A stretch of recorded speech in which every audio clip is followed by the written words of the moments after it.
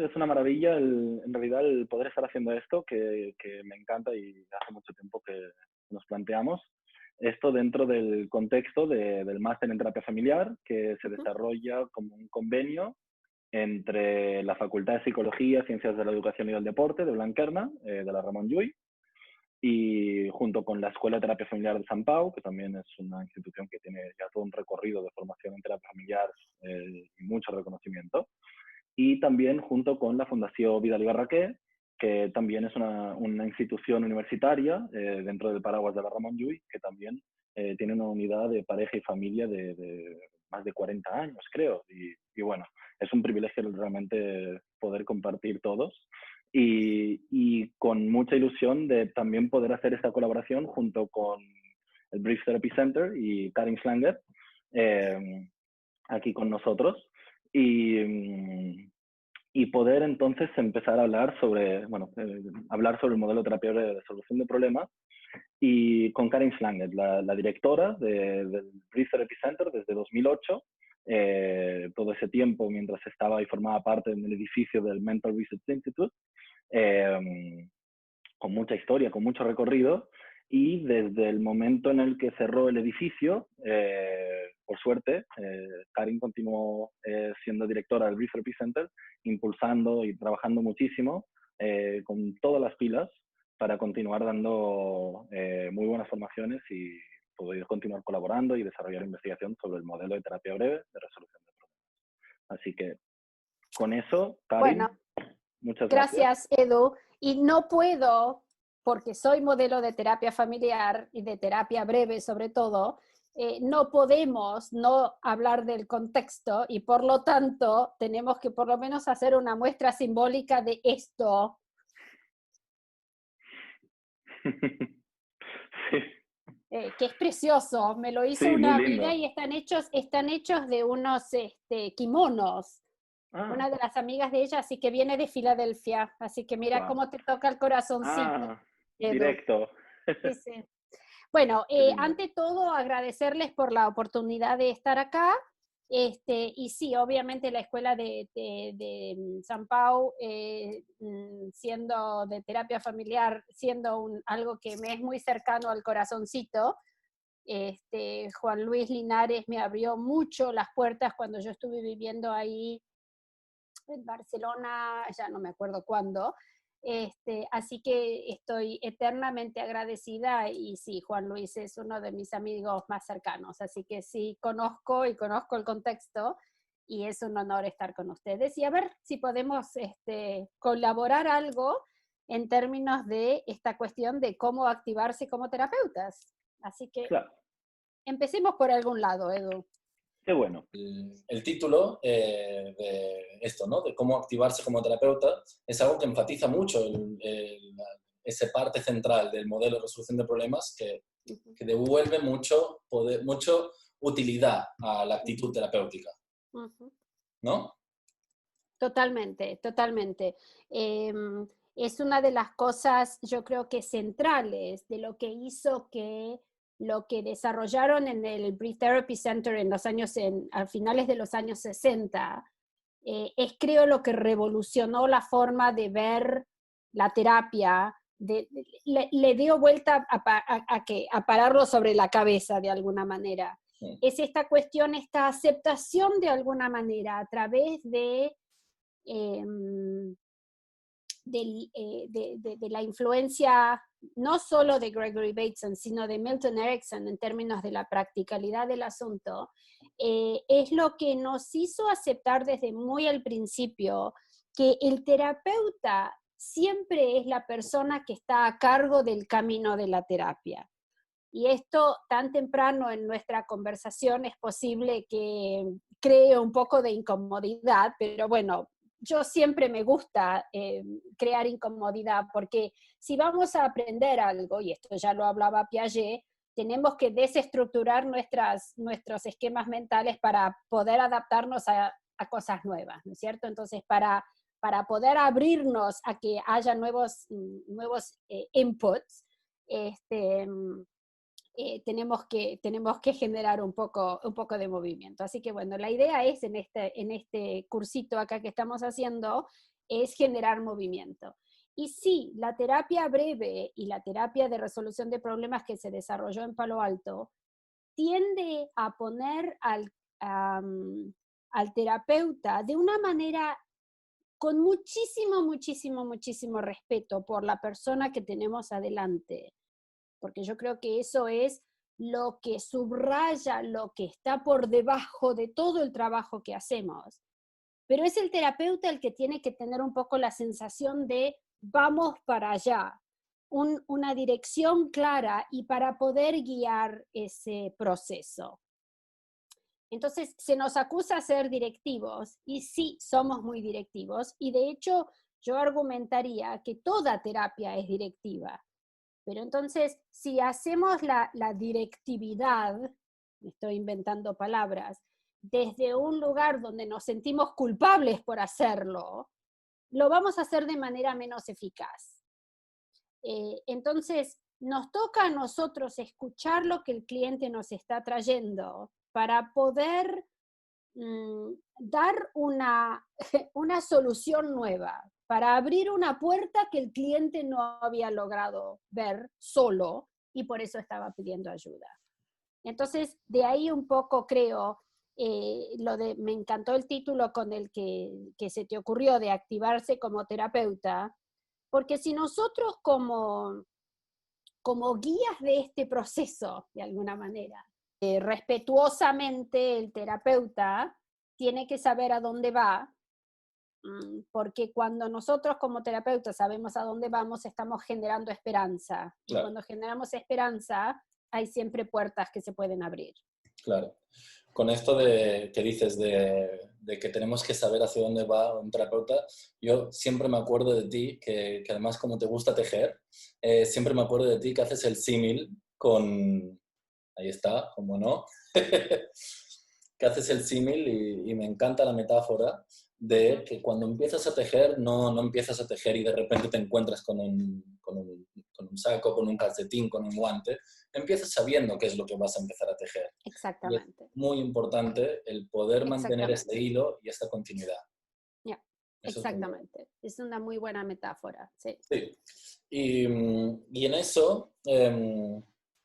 Claro, el activarse como terapeuta no deja de ser que nos encontramos con clientes, con pacientes, que vienen con... que quizá podemos empezar a hablar, ¿no? Si te parece también Sí, por supuesto.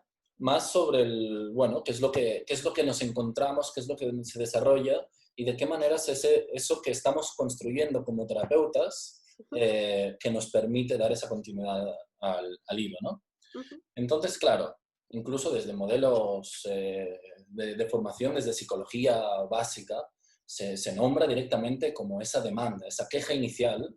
¿De qué manera se trata eso? ¿De qué manera es algo que se incluye en el modelo de resolución de problemas? Bueno, creo que lo importante es que la diferencia con otros modelos es que nosotros tomamos esa queja inicial muy en serio. Uh-huh. En casi todos los otros modelos de terapia, el terapeuta sabe mejor que el cliente al final en qué dirección tendría que estar yendo el pedido. Y entonces nos encontramos muy a menudo que, por ejemplo, una queja inicial por parte de alguien acerca de un hijo o de un adolescente, inmediatamente hay que convertirlo en una terapia de pareja. Nosotros hablamos más bien de que si la persona está quejándose de que el hijo o el adolescente está generando conflictos, ¿por dónde entramos? ¿Por dónde empezamos ese proceso? Es irrelevante.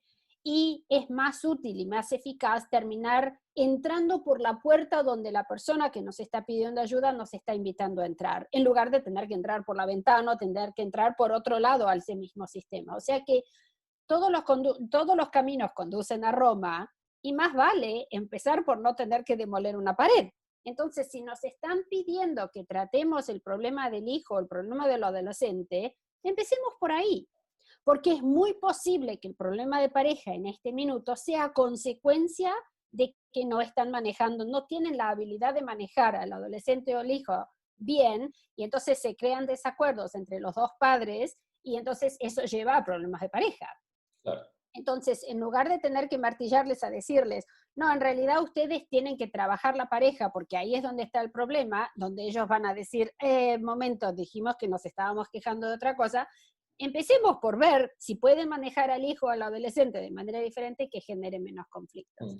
Entonces, que esto me trae también a esta cuestión de la diferencia entre paciente y cliente.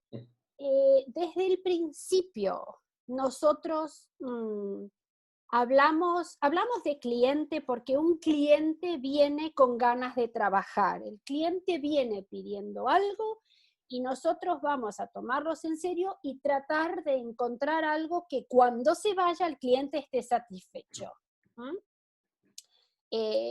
El ejemplo más burdo es de si yo trabajo en una concesionaria que vende Volkswagen Bus, que era la cuestión esta de los hippies y demás y qué sé yo, si me viene un cliente a pedirme un Jaguar o un Audi, difícilmente voy a poder convencerlo a ese cliente que viene a pedirme un auto de una categoría muy diferente de lo que le estoy vendiendo yo, de que se vaya a su casa con un hippie van.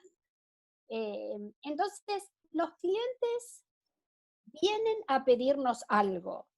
Y en la medida que nosotros podamos adaptar como terapeutas la forma en que vemos la realidad para que calce con la forma que ve la realidad, el marco de referencia de la persona que nos está pidiendo algo, inmediatamente vamos a tener mucha más credibilidad.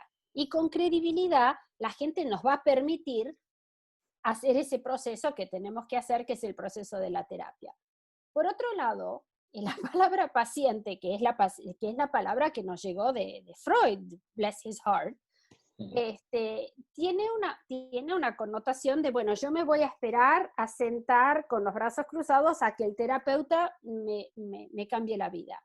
Eso nunca va a funcionar bien, porque entonces ahí es donde nos encontramos con como conceptos con la resistencia, etcétera, etcétera, que son, a riesgo de enojar a alguien, invenciones de otro modelo, ¿no? Porque cada modelo tiene sus propias invenciones, sus propias estructuras, sus propias construcciones, para mencionar a Heinz von Förster, y la paciencia, bueno, no es uno de mis dones. Por algún, eso es un chiste interno. Pero cuanto más podamos engage, cuanto más podamos tentar a que la persona que nos está hablando, que la está pasando mal, porque por definición cuando alguien viene a buscar terapia es porque hay algo que no está funcionando, cuanto más podamos hacerlos partícipes en acciones, menos pacientes van a ser y más clientes van a ser para tomar control de sus propias vidas, que de última es lo que cualquier terapia, creo, quiere animar a que ocurra. Claro. Sí, no sé si te contesté la pregunta. ¿Cómo? No sé si te contesté la pregunta en todo ese discurso. Espectacular. Y además es como que también es una respuesta que continúa siendo sistémica, que engloba además muchas cosas, que tiene que ver me hace pensar precisamente con eso, con que es un modelo además muy en contacto con el momento en el que se desarrolla, es todo ese constructo sistémico, toda esa manera de entender y de estar en el mundo, que además es muy coherente, porque como dices, exacto. Claro, es que no se puede no hablar de eso. Claro. Anyway, perdón. Y entonces es como una forma muy útil de trabajar, dado que permite el no tener que pensar, como decías, en tener que empezar por tirar a una pared. No, empezamos por la puerta, que es lo que nos están dando acceso y nos permite empezar a trabajar. Y como un mundo sistémico, y no solo que lo entendemos así, todo eso sigue trabajándose. Me parece una manera muy, muy, muy respetuosa, como decías, de trabajar.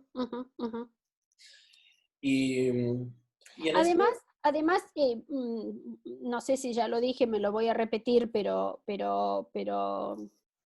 alguien me dijo hace poco que la repetición es la madre del entendimiento, así que me voy a dar el lujo de repetirlo una vez más. El terapeuta es el que crea la percepción de qué es lo que va a ocurrir en el proceso de la terapia. Yo espero que hayan leído ese blog que les hemos sugerido, porque ahí lo explicitamos un poquitito más, donde si nosotros vamos a buscar las fortalezas, esto es de otros modelos que se tomaron prestado de lo que hablábamos nosotros, pero si estamos buscando las fortalezas, vamos a encontrar las fortalezas. Y si estamos buscando las deficiencias, los diagnósticos, las cosas aisladas que no ocurren en el contexto, también vamos a encontrar eso. Uh-huh. Pero en nuestra experiencia de más de 60 años, nos estamos dando cuenta que siempre, casi siempre, en el 99% de las situaciones, hay algo que rescatar de esa situación problemática que la gente nos trae. Entonces, si empezamos a poder darle la vuelta para ver algo, aunque sea mínimamente positivo, en lo malo de la situación en la que está la persona que nos viene a pedir ayuda, eso genera esperanza.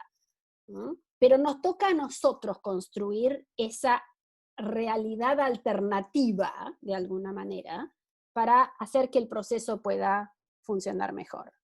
Claro. Que esa realidad se construye sobre todo, como decías, ¿no? En base al cliente, porque tiene que ver con su propia realidad. Uh-huh. Y en esto también me lleva como bueno, como a entender, ¿no? De alguna manera, ese concepto del cliente. ¿Quién es el cliente? Uh-huh. ¿En una familia siempre todos son clientes? Estoy en este minuto del COVID trabajando con empresas, sobre todo, y ahí se habla muy claramente de quién es un cliente. Y entonces en empresas no hay ningún problema de hablar de clientes, pero de alguna manera cuando empezamos a hablar en terapia familiar no podemos hablar de clientes, tenemos que hablar de pacientes. En fin, ¿quién es el cliente y por qué esto es un concepto tan clave dentro de la terapia breve de resolución de problemas? El cliente es la persona que la está pasando lo suficientemente mal con algo que está ocurriendo que finalmente pide ayuda porque necesita un cambio de segundo orden. Uh-huh. No me quiero perder en temas complejos y teóricos, porque eso se pueden leer en los libros, eso está en Change y Tactics of Change y Cambiando lo Incambiable. Pero hay algo que a alguna persona en algún momento le resulta lo suficientemente difícil y penoso para recoger el teléfono y pedir ayuda afuera del sistema. Eso es normalmente una persona diferente de lo que en otros modelos hablamos de paciente identificado. Uh-huh. Entonces, y es útil poder tener acceso a la persona que es cliente, porque la persona que es cliente en general va a estar lo suficientemente motivada para promover cambios, mientras que el paciente identificado no lo va a estar. Mira, te doy un ejemplo de una supervisión que acabo de hacer hace 10 minutos. Un chico, 29 años, que lo manda a terapia porque está empezando a vomitar y hacer bulimia por usar etiquetas. Bueno, el terapeuta que estaba consultando conmigo dice, me parece que este cliente no es cliente o es un cliente, como lo llamaban ellos, coaccionado en términos de alguien lo está obligando a venir. Y entonces, y la persona que lo está obligando a venir es una nutrióloga que se asusta cuando este chico para perder peso está empezando a vomitar. Uh-huh. Entonces, la nutrióloga no va a venir a pedir ayuda para su cliente, entonces lo manda al cliente, pero cuando empezamos a averiguar qué es lo que pasa con ese cliente, no está ahí para dejar de vomitar. Y no te voy a dar todos los detalles porque quiero seguir usando el mismo caso a lo largo de nuestra charla hoy para ir viendo cómo vamos concretando un problema. Entonces, la cliente en ese caso sería la nutrióloga, pero nosotros no vamos a trabajar con la nutrióloga porque la nutrióloga no nos viene a pedir ayuda. Entonces, el chico este de 29 años, ¿para qué es cliente? No es cliente para dejar de vomitar, aunque sí le gustaría dejar de vomitar, es cliente sí para perder peso. Pero cuando empezamos a escuchar su historia, el perder peso y el vomitar es consecuencia de una cantidad de otras cosas. Entonces ahí tenemos que ir como a pescar. Yo hablo de pescar, aunque nunca he pescado en mi vida porque no podría matar al pobre bicho, sacarlo del agua, aunque me gusta mucho comerlo. ¿Para qué es cliente este chico? Entonces, este concepto de que la gente es cliente para algo es algo que vale la pena que vayamos pensando, porque eso es lo que va a motivar, perdón, al cliente a trabajar, porque el cliente tiene que trabajar con nosotros. Esas sesiones en las cuales estamos nosotros trabajando y hablando y qué sé yo, y estamos en la punta de la silla y terminamos con un dolor de cabeza así de grande y el cliente estuvo así, sentado, es un buen ejemplo de esa persona no era cliente y nosotros no estábamos hablando su lenguaje. O sea que lo que estábamos tratando de venderles, a nosotros nos parecía la mejor idea del mundo, pero a ellos era como, no, eso no sirve para promover cambio. Claro. Y acuérdense que, o acordate que la razón de activarse como terapeuta es para promover cambio siempre de la manera más eficaz posible en un sistema que no está funcionando bien. ¿Sí? Otra vez me fui muy por las ramas. No, fantástico. Okay. Claro, y esto destaca mucho eso, ¿no? Que es como una palabra que desde el modelo, como que la vamos repitiendo en distintos momentos, la mantenemos que si fuera un modelo asiático le llamaríamos mantra casi, Claro. de que es como esa pregunta de ¿para qué sirve? Como que se presta mucho atención al ¿para qué sirve? Y entonces, claro, es eso del quién es cliente y para qué. Sí. Te iba a agregar una cosa más, porque vos me preguntaste si en una familia hay muchos clientes. Y esto hila con lo que estás diciendo, que el cliente y es para qué. Esto nos permite también, que esto también lo inventaron en Palo Alto en el 66, trabajar con solo una persona dentro de un sistema, sin necesidad de ver a todo el sistema, porque como pensamos de manera sistémica, con que cambie una persona cómo responde y cómo devuelve la pelota, por usar un término del tenis, va a hacer que necesariamente ocurran cambios en todo el sistema.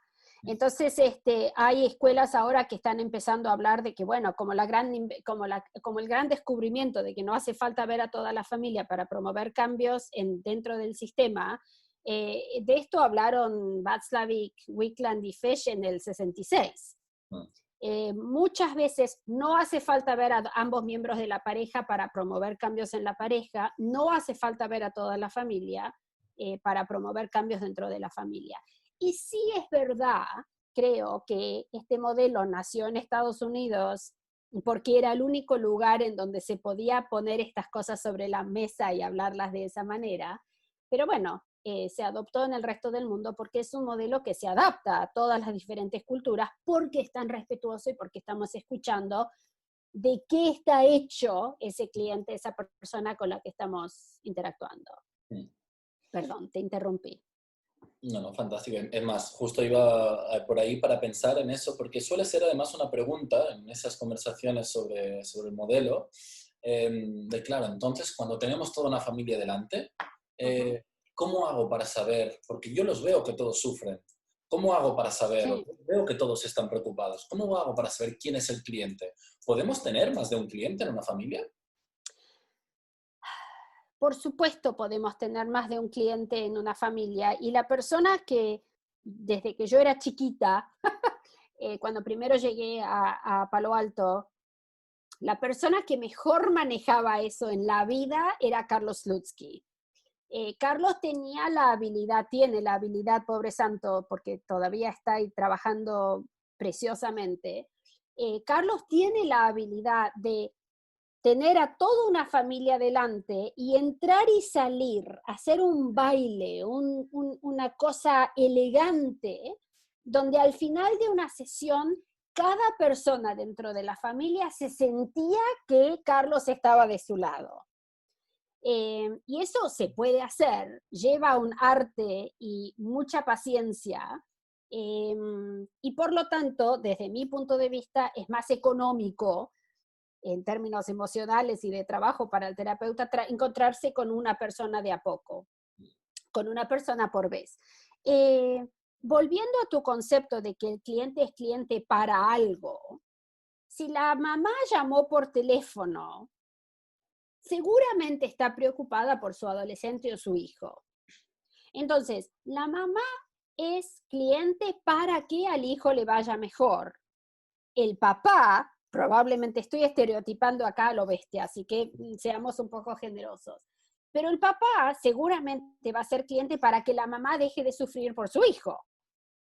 Y el hijo, no sé si está preocupado o no, pero es posible que sea cliente para sacarse a los padres de encima. Entonces, todos los motivos por los cuales la gente nos viene a ver en algún momento son coherentes y calzan, un poco como una llave en una cerradura. Y acá es donde es trabajoso este modelo, porque como cada situación va a ser única y diferente, nos toca a nosotros como terapeutas escuchar con las orejas de elefante a cuál es esta situación en particular y cómo vamos a intervenir en esta situación en particular. Ahora, si tuviera que elegir entre esos tres participantes que mencioné, si hay un hermano mayor o menor, el hermano mayor o menor quizás es cliente para que el hijo que está enfermo deje de ser tan central en la película. En fin, siempre hay un para qué. Pero si tengo que pensar en términos de cómo organizo estos dominós para hacerlo de la manera más eficaz posible, si trabajo con la mamá, que es seguramente la que me llamó, para que trate al hijo de manera diferente, para que esa interacción funcione mejor, no voy a necesitar ni encontrarme con el hijo, ni encontrarme con el padre, ni encontrarme con el hermano. ¿Mm? Entonces, y acá es donde, claro, los otros modelos de terapia familiar se pelean con nosotros a decirnos que somos demasiado minimalistas. Bueno, cada loco con lo suyo, a nosotros esto nos funciona muy bien, y en términos, y en Estados Unidos en particular, donde los hijos se comunican a larga distancia, lo de online lo venimos haciendo desde hace mucho tiempo nosotros, no tenemos la habilidad de que toda esta gente venga al mismo tiempo al consultorio, porque el hermano vive en una punta y el hijo vive en otra, en fin, no tenemos necesariamente esa opción. Entonces, bueno, se da como anillo al dedo que podamos trabajar con una persona que sufre más y traer a los otros a medida que haga falta para promover un cambio, si es que hace falta. ¿Sí? Claro. Y claro, es eso de el promover el cambio, ¿no? Y promover el cambio también, continuando de alguna forma con el lenguaje coherente con el modelo, que es el modelo de resolución de problemas, nos encontramos entonces en eso, ¿no? Los problemas, que además suele ser como, es como que nos estamos moviendo más o menos por una primera visita, y llega ya el momento en el que hay como esos problemas. A veces quizá sí que identifican más rápido los clientes, algo es lo que más me preocupa, pero muchas veces también vienen como, a veces digo, como con una nube, ¿no? Como una pelota grande. O con muchos problemas. Claro. Claro. ¿Y de qué manera es el trabajo entonces? El trabajo hacia el problema, con esos problemas. Dijiste algo que quería aclarar antes de hablar de el focalizar un problema o convertirlo en una queja inicial. Y es que estamos promoviendo cambio y hablamos de problemas. Y se nos acusa de no usar el pasado, de no ver de no ir a averiguar el por qué y el cuándo empezó, todas estas cosas que sí lo vamos a hacer en la medida de lo necesario. Pero nuestra percepción es un poco que cuando la gente en el aquí, en el ahora o en el futuro cercano logra mirar la realidad desde otro punto de vista, muchas de estas cosas en el pasado pueden ser vistas de manera diferente y dejan de ser tan problemáticas. No estoy diciendo que eso sea siempre el caso, con lo cual, como el pasado de alguna manera, de alguna manera es una construcción y una percepción, también dejo abierta dejo abierta la posibilidad de que también se pueda, con una reestructuración del pasado, empezar a que el pasado no pese tanto. Y lo estoy diciendo como con mucho cuidado, porque por supuesto hay situaciones que no se pueden, porque el pasado no lo podemos cambiar, las acciones no se pueden cambiar. Una persona que fue abusada siempre va a haber sido abusada. Y de ninguna manera estoy dándole un sello de que eso es aceptable o es bueno. Y si yo puedo ayudar a la persona en el aquí y en el ahora que vea su abuso con una luz ligeramente diferente que le permita funcionar ahora, va a funcionar menos como víctima, sino que va a poder tener un poquitito más control sobre su vida, que de última es el mejor resultado de un proceso de terapia. O sea, que el abuso en el pasado no siga determinando quién es esa persona ahora. Claro. Me estoy metiendo en aguas complejas en muy poquito tiempo, pero para poner sobre la mesa de que no le tenemos miedo a eso. También se nos acusa de ser un modelo donde no hablamos de los sentimientos, y eso tampoco es cierto. Entonces, para la gente que ya ha leído un poquito, y para los demás los animo a que lean más, no hay casi problemas que no sean tratables desde este modelo, sino es más bien en qué momento, en qué etapa de la vida está el terapeuta que quiera hacer una cosa, que quiera hacer otra. Yo te lo conté cuando estabas vos acá. Cuando primero había tenido hijos yo, cuando mis hijos eran muy chicos, yo no quería, me resultaba muy incómodo hablar de situaciones de abuso de chicos. Entonces, bueno, yo elegía mandar eso a otra gente que trabajaban de la misma manera, pero era algo que a mí me tocaba de demasiado cerca. Claro. Eso no quiere decir que el modelo no se aplique, sino que yo no quería en ese minuto de mi vida manejar esa situación. En fin. Claro. Perdón. No, que eso además me parece muy coherente con lo que decías, ¿no? De que, o con el tema, incluso el terapeuta como herramienta de cambio. Claro. Y hay que reconocer esa parte. Somos o nos proponemos en la terapia como herramienta de cambio, que no significa que el cambio es nuestro, con lo que decías además con esas sesiones que estamos hablando mucho, lo que sea, y el otro está ahí para atrás, sino que es como muy coherente también en esa figura del terapeuta como acompañante. Y entonces, decías esto también como de los problemas, y problemas a veces incluso sucede a menudo, porque sobre todo cuando hay eventos traumáticos, como dices, pero incluso sin eventos traumáticos sucede que incluso quien viene a visitar identifica y dicen, todo empezó hace 15 años o hace 5. Claro.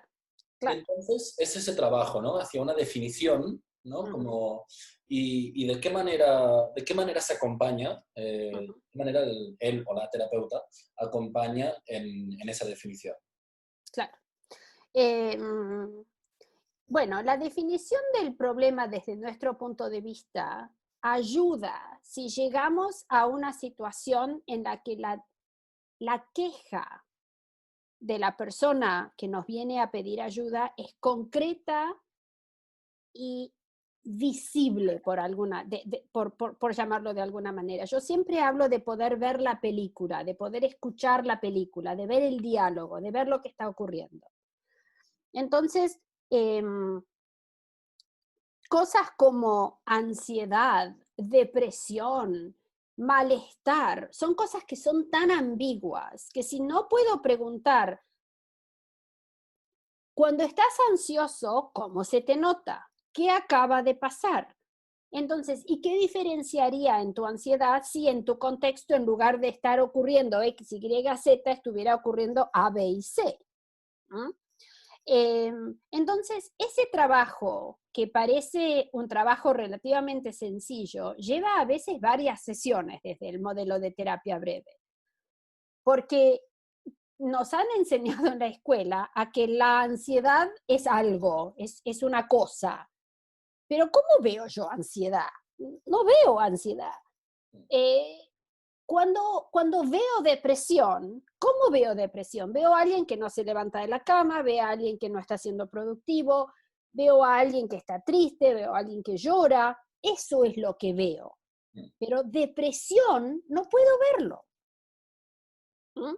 Entonces, en términos de delimitar la queja, aquello, y desgraciadamente se ha convertido en el pop culture, de que todo el mundo habla de ansiedad, todo el mundo habla de depresión. Y entonces la gente viene a ponernos esto sobre la mesa y el terapeuta, desde nuestro punto de vista, erradamente, lo acepta como si eso fuera una realidad posible. Y a partir de que el terapeuta lo acepta como una realidad posible, nos metemos en un quicksand, ¿cómo se llama? Arenas movedizas, donde cuanto más nos movemos, más nos hundimos. Porque seguimos con el cliente en ese baile que en lugar de tener una dirección de la que hablábamos hace un rato, en la cual nos vamos a mover, seguimos embarrados en el baile en el que estábamos. ¿Mm? Entonces, bueno, hacer preguntas, casi como a mí siempre me gusta hablar del teniente Colombo. Perdón, pero cuando usted dijo que no estaba, pero yo encontré un zapato o encontré una huella, ¿a qué hora estuvo usted ahí? Ah, y entonces eso hace que yo pueda empezar a ver una película, que pueda escuchar el diálogo de esta persona que la está pasando mal en el contexto en el cual la está pasando mal. Y cuanto más rápido pueda yo llegar a algo que sea concreto, visible y cambiable, acuérdense que siempre estamos tratando de encontrar cambio, nos va a dar una base sobre la cual trabajar que nos va a llevar más rápido a una resolución de aquello que le duele a la persona. Dick Fish siempre decía que vale la pena invertir la mayor cantidad de tiempo al principio de una terapia en encontrar eso que es un problema, una queja. Y, por otro lado, cuando la queja ya no existe por parte del cliente, no hay más terapia. Y esto es algo que a nosotros nos lleva mucho trabajo aceptar. Mire, doctor, me doy cuenta que mi mamá siempre me va a estar llamando 40 veces por día porque me doy cuenta que no lo hace por maldad y a pesar de que a mí me molesta, ahora que usted me ha dicho que en lugar de esperar que llame, la llame yo, seguimos hablando 40 veces por día, pero ahora lo entiendo y lo veo de una manera diferente. Se acabó la terapia porque las habladas con la mamá ya no son problemáticas, sino que son vistas desde otro punto de vista. ¿Mm?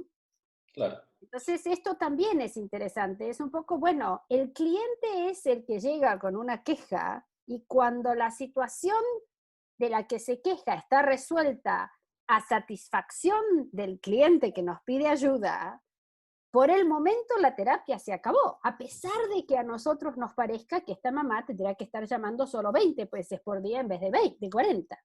Claro. No nos toca a nosotros. Claro. ¿Sí?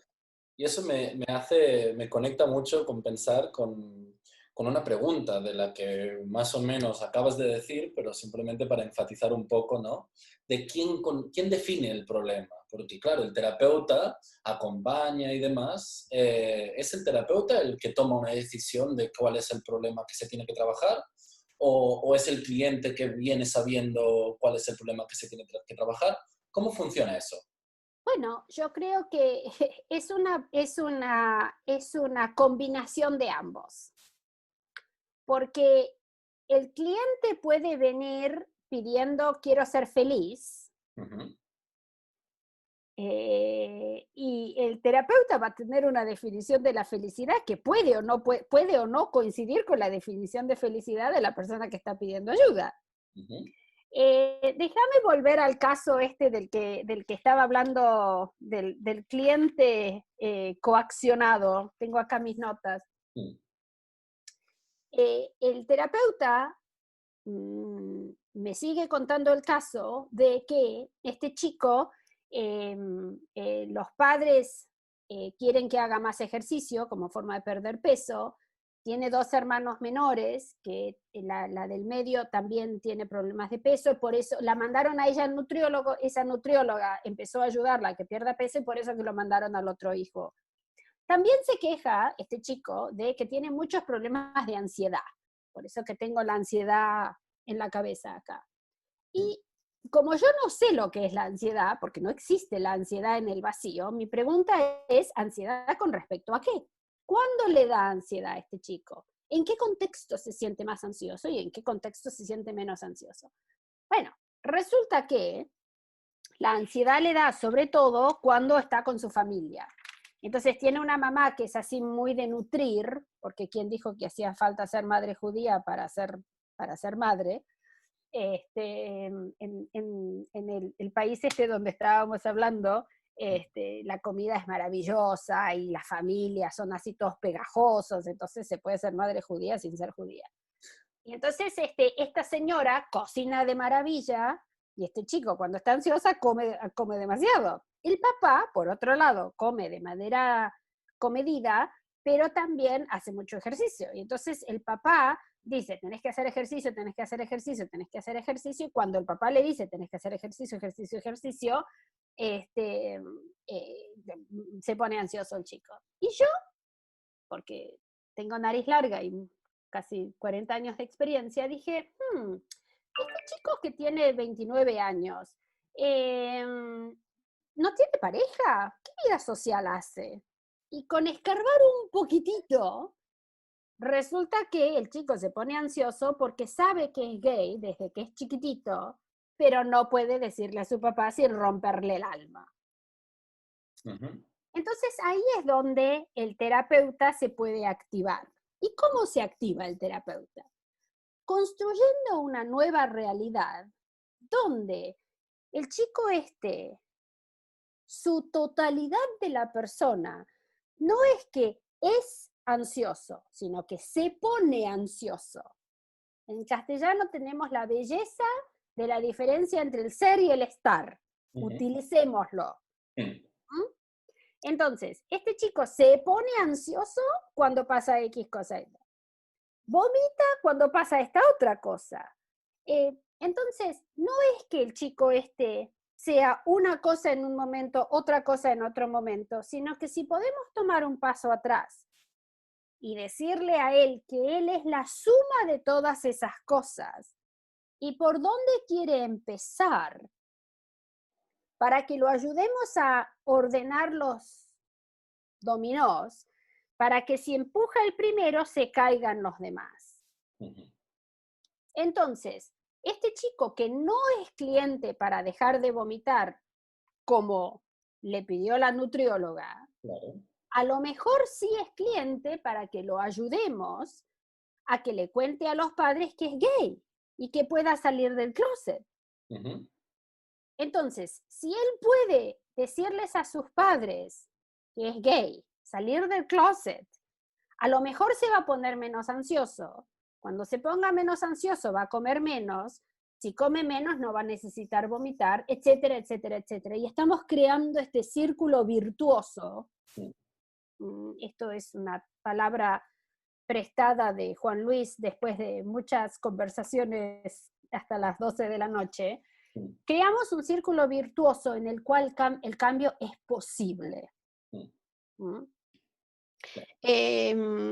No me acuerdo cuál era tu pregunta original, pero lo de promover un cambio y de que el terapeuta es el que tiene que ayudar a crear esta nueva realidad en el cual la persona no se siente hundida por todos los diferentes pedacitos de su vida que no andan, sino que si los ayudamos a crear una realidad más positiva, les estamos abriendo una puerta por la cual puedan salir. Claro. Como esta que tengo yo acá atrás. Y claro, y en eso es bueno, moviéndonos, continuando así con el modelo, empezamos, como decíamos, ¿no? Con esta primera sesión que ya estamos empezando a trabajar más en directo, nos vamos encontrando con esto, el problema, y desde el modelo muchas veces, o siempre, hablamos de ese concepto de la posición del cliente, que tiene que ver con el problema.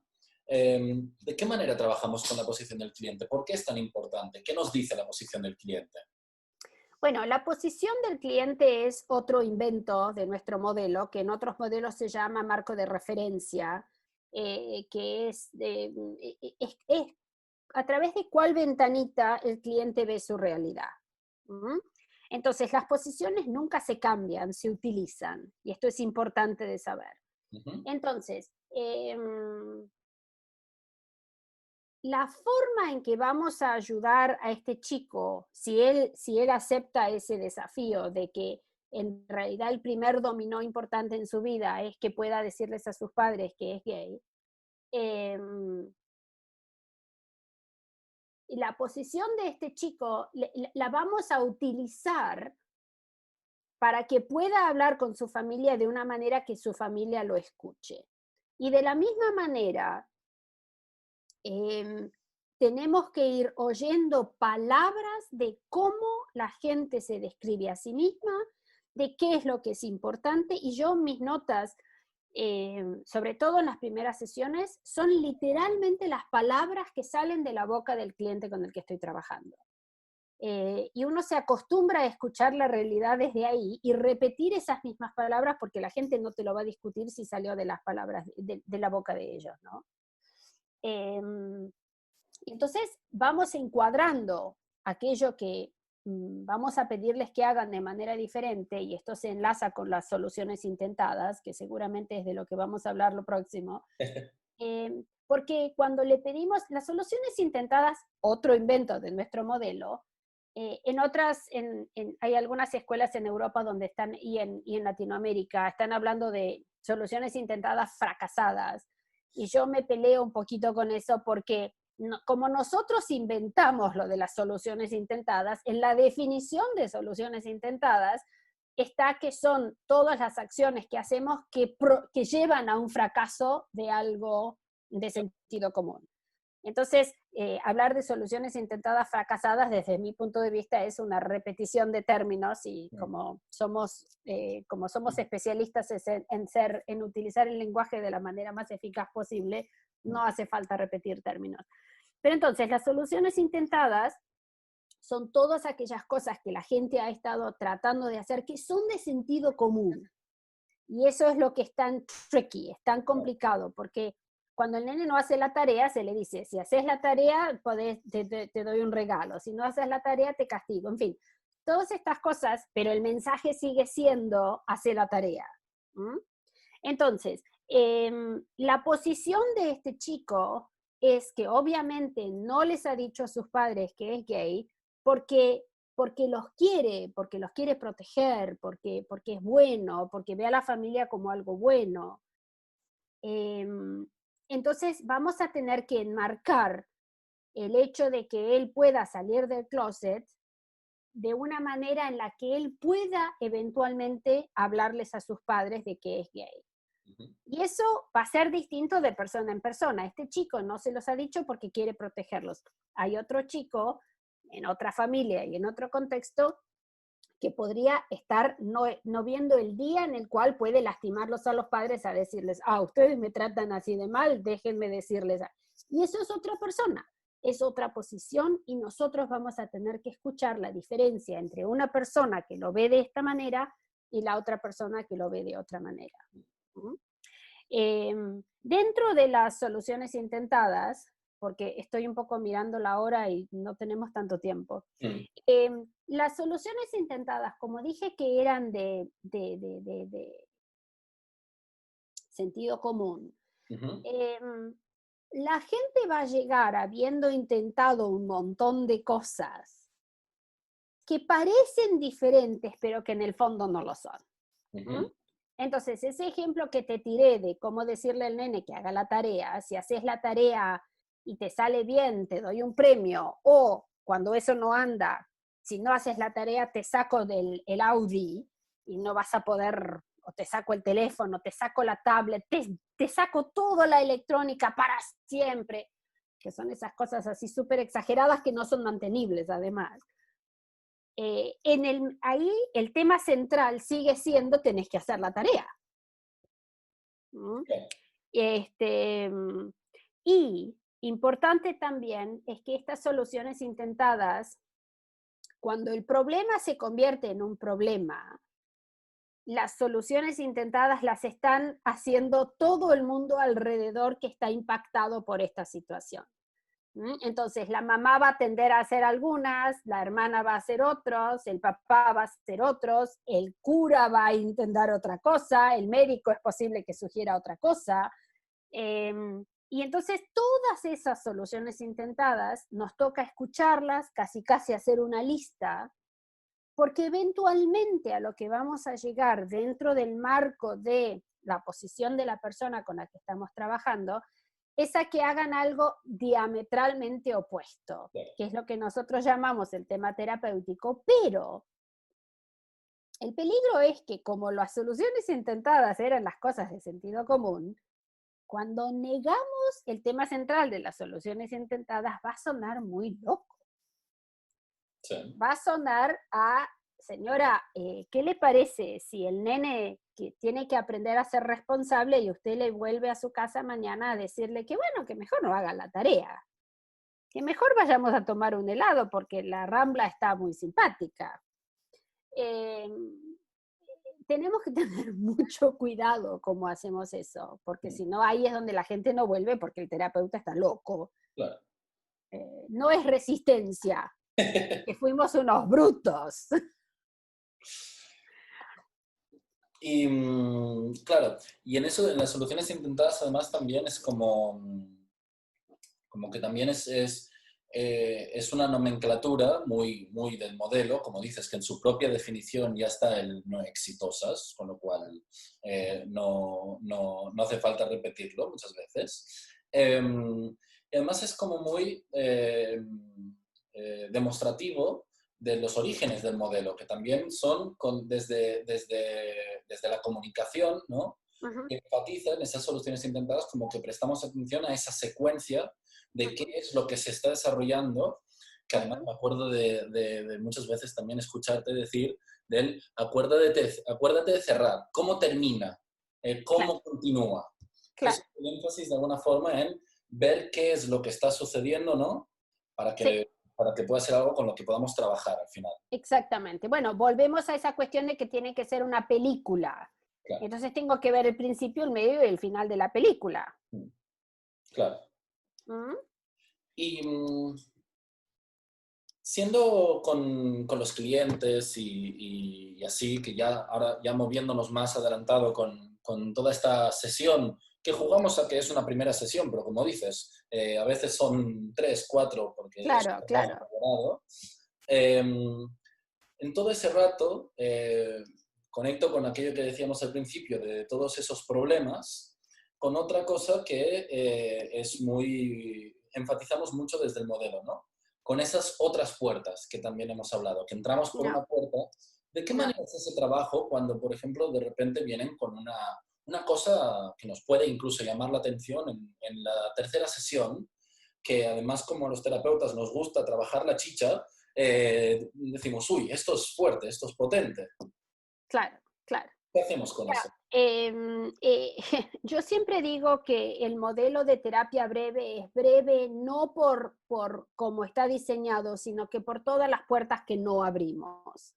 Entonces, cuando tenemos esta direccionalidad de a dónde vamos yendo, de la que hablé al principio, nos tiene que quedar claro, y ahí es donde tenemos que estar un poco más en control de nuestra tripa de terapeutas, en no distraernos, porque si nos distraemos y abrimos más puertas, después hay que cerrarlas. Y eso es lo que prolonga la terapia siempre. Y eso es sobre todo tentador cuando tenemos las terapias en donde empezamos en el pasado y vamos a buscar cosas de manera arqueológica. Siempre vamos a encontrar algún tesoro si vamos a ir a excavar.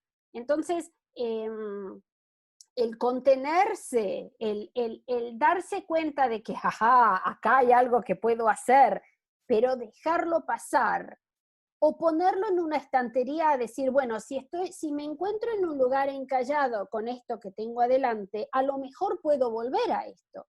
O ver qué impacto tuvo eso en esta cosa que estoy trabajando ahora. Pero no inmediatamente correr eso o correr aquello, porque entonces así es que se alarga la terapia. Totalmente. Claro. Y tenemos que terminar. Sí, sí, sí.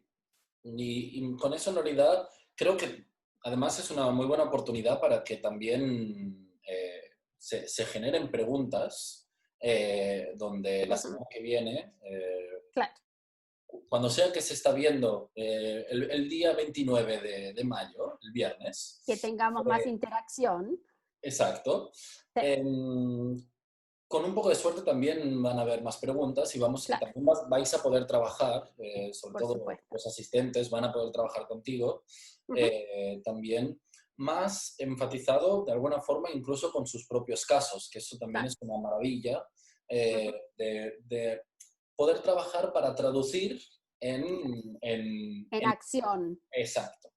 Yeah. Y con eso en realidad me parece fantástico que también dejemos así un poquitito ¿cómo se dice? El sabor en la boca para querer más. Exactamente.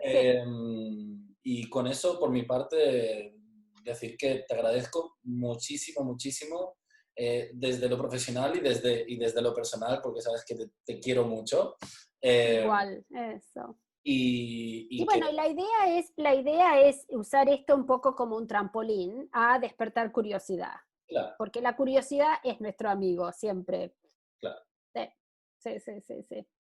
Pues muy bien. Gracias por compartir. Hasta la próxima. Este rato y te mando un abrazo virtual, que de estos podemos todavía. Exactamente. Eso. Ok. Chao. Chao, Edu. Hasta luego. Chao.